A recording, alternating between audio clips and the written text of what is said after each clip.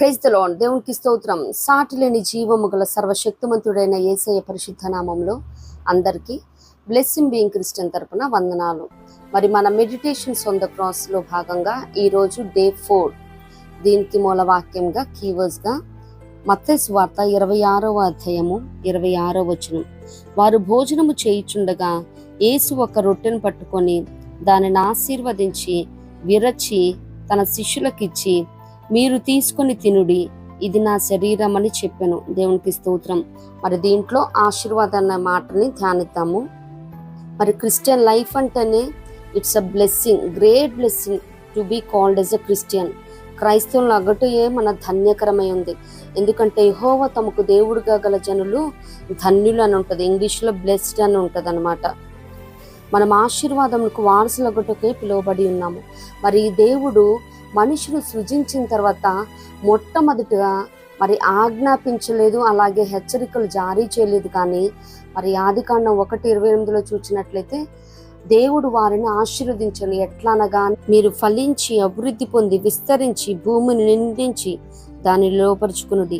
ఇస్సాకుని చూసినట్లయితే ఇస్సాకు ఆ దేశమందున్న వాడే విత్తనము వేసి ఆ సంవత్సరము 100 ఫలము పొందెను. యెహోవా అతనిని ఆశీర్వదించెను గనుక ఆ మనుషుడు గొప్పవాడాయను. అతడు మిక్కిలి గొప్పవాడగు వరకు క్రమక్రమముగా అభివృద్ధి పొందుచూ వచ్చెను. దేవునికి స్తోత్రం. మరి మనం ఆదికాండంలో చూడగలుగుతాం అనమాట. ఓవర్ నైట్లో ఎవరు కూడా గొప్ప వాళ్ళు అయిపోరు. యెహోవా ఆశీర్వాదము ఐశ్వర్యం ఇచ్చును, నరుల కష్టము చేత ఆ ఆశీర్వాదం ఎక్కువ కాదని లేఖనాలు సెలవిస్తూ ఉన్నాయి. మరి దేవుని ఆశీర్వాదాలు పొందుకోవాలంటే అది ఆయన ఇచ్చేదిగా ఉండాలి, అంతేగాని మనం పోరాడి పొందుకోవాలని ప్రయత్నించడానికి లేదు. మనము ఆశీర్వదింపబడాలంటే ఆశీర్వాద పండగలకి అక్కడ ఇక్కడ ఈ మందిరానికి వెళ్తుంటే దీవెనలు లేవు, ఆ మందిరాన్ని ఈ మందిరానికి అని తిరగటం కాదు. కానీ మరి నిత్యముగా ఆయన రొట్టెను పట్టుకొని మరి దాన్ని ఆశీర్వదించినట్టు చూస్తూ ఉన్నాం. ఆయన హస్తాల్లోకి మనం వెళ్ళినప్పుడు, ఆయన చేతుల కింద మనం ఉన్నప్పుడు నిత్యముగా ఆశీర్వదించే దేవుడే అన్నాడు. దేవునికి స్తోత్రం. మరి ఒక రాజు ఉన్నారంట. ఆయన రాజ్యంలో విలువని మీకు ఇష్టమని మీరు తీసుకెళ్ళిపోవచ్చని మరి తన ప్యాలెస్లో అనౌన్స్ చేశారంట. మరి ఆ ఊళ్ళో ఉన్న వాళ్ళందరూ, ఆ రాజ్యంలో ఉన్న వాళ్ళందరూ వచ్చారంట. ఏది వారి కంటికి ఇంపుగా, వారి కంటికి ఇది కాస్ట్లీ, ఇది విలువైంది అని కనిపించిందో అది అందరూ తీసుకెళ్ళిపోతున్నారంట. మరి ప్యాలెస్ అంటే చాలా విలువైన అమూల్యమైనవి ఉంటాయి కదా. మరి మంచి మంచి కలెక్షన్స్ ఉంటాయి. ఎక్కడ ఏది బాగుంటే అది రాజు తెచ్చేసుకుంటారు. మరి అలాగే ఇతరులు కూడా గిఫ్ట్గా తెస్తూ ఉంటారు. మరి రాజు ఆ రీతిగా అనౌన్స్ చేసినప్పుడు అందరు తీసుకెళ్లారంట.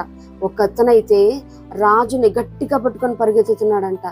తీసుకెళ్తే ఏంటి ఏంటి అంటే, నాకు మీరే కావాలి, మీరే ప్రశస్తమైన వారు అని ఆయన్ని హగ్ చేసుకోవటం, అన్ని హత్తుకోవటం మనం చూస్తూ ఉంటాం.